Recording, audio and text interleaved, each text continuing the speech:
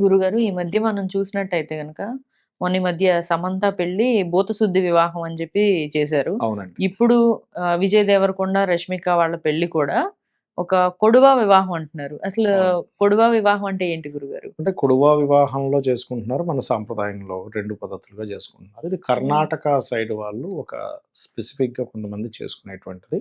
హ్మ్. అయితే ఇక్కడ మీరు అబ్జర్వ్ చేస్తే గనక సమంత గారు చేసుకున్న భూతశుద్ధ వివాహంలోని పంచభూతాలుంటాయి. హ్మ్. మన పద్ధతుల్లోని అగ్ని, నీరు, హ్మ్. ఆకాశం ఈ తత్వం సంబంధం ఉంటుంది. కుడువ హ్మ్. వివాహంలో కూడా ఉంటుంది.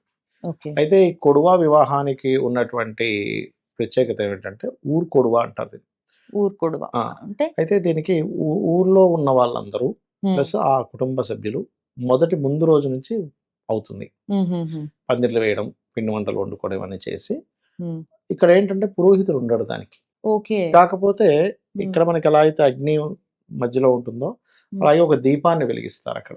దీపం హుహు. వెలిగించి దీపం ఆ యొక్క దీపం సాక్షిగా హుహుహు. వివాహం చేసుకోవడము అనేటువంటిది జరుగుతుంది. మరి పురోహితులు లేకపోతే గైడెన్స్ గురుగారు మరి? అంటే అలా కాదు. ఇక్కడేంటంటే ఒక్కొక్క పద్ధతి ఇప్పుడు చూడండి మీరు హ్మ్. పురాణాల్లో వాటిలోకి వెళ్తే క్షత్రియుడు యొక్క వివాహం ఉండేది. ఎలాగా అతను ఏదో అడవిలోకెళ్ళాడు. అక్కడ ఒక హ్మ్. కన్య కనపడింది. ఇష్టమైంది. అక్కడికక్కడే చేసుకున్నాడు. మరి అక్కడెవరు ఓకే.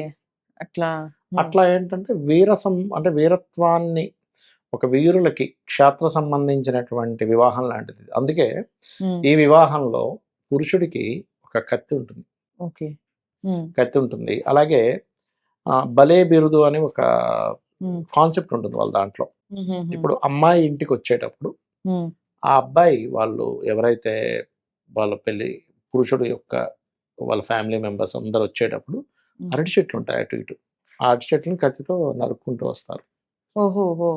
దాని ఇది అర్థం ఒక ఏంటంటే సాంప్రదాయమేమో. అదొక సాంప్రదాయం. వాళ్ళ హ్మ్. దాంట్లో ఏంటంటే ఒకటి వీరత్వాన్ని చూపించుకోవడం. పురుషుడేంటి వీరత్వం. హ్మ్.